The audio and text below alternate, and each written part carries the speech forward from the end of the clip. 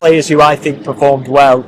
Two of these players were involved in the second half, and I think both of them had a really key input into how the game turned out. The first of those is going to be the guy who I think was the man of the match, actually, despite the fact he only comes on in the 71st minute, and that is Wataru Endo. What a professional this guy is. I mean, he's been in a really difficult position all season, struggling to get minutes, hasn't he? But every time he's been called on, he hasn't let Liverpool down at all. I think it was a perfect substitution from Arne Slot today. He needed someone to get in there, get some control, break up the game a little bit, and that is exactly what he got from Wataru Endo. I think Liverpool were much better when he was on the pitch. He was breaking it up. 3 out of 5 ground duels won, always seemed to be in the right place at the right time. 5 out of 5 passes completed, and of course that's not an awful lot of passes. He's not a volume passer, but what you needed him to do is when he got it, keep it, and that is exactly what he did. He was doing the job that Liverpool needed to do, and I think almost the key statistic is the fact that Wolves have 10 shots in that second half, and only one of them comes in the 20 minutes after Wataru Endo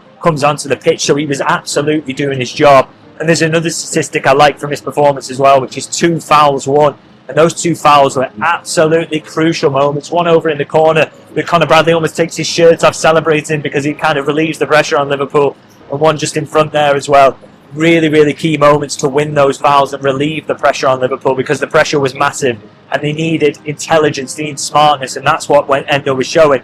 And there's something that kind of summed up his performance for me, actually, and his intelligence as a footballer, which is just Wolves try and take a quick corner over there at the Kop end late in the second half, and he's the only one who switched on, so he gets out there to make sure that he can't take the short corner to slow them down. He's always switched on, he's always ready for moments like that, and I think that just summed up his performance again. And I do wonder whether Arne Slot, watching him break up the play here, watching the influence he had on it, whether he wishes he could go back and have his time again at Goodison Park and have brought him on there, because I think you wouldn't have had a free man at the back post, I think, in a situation like that with someone like Endo on the pitch, because his intelligence and ability to sniff out danger, I think, is something Liverpool maybe could have done within those final moments at Goodison Park, where they concede that a kind of sickening equaliser. So as I say, for me, Endo, man of the match, despite only being on for 20 minutes. Absolutely brilliant performance, and I think that's something Liverpool should lean on again if they're in a similar situation. That brings us actually to Wataru Endo. I want to have a chat about Endo. Gets 6.6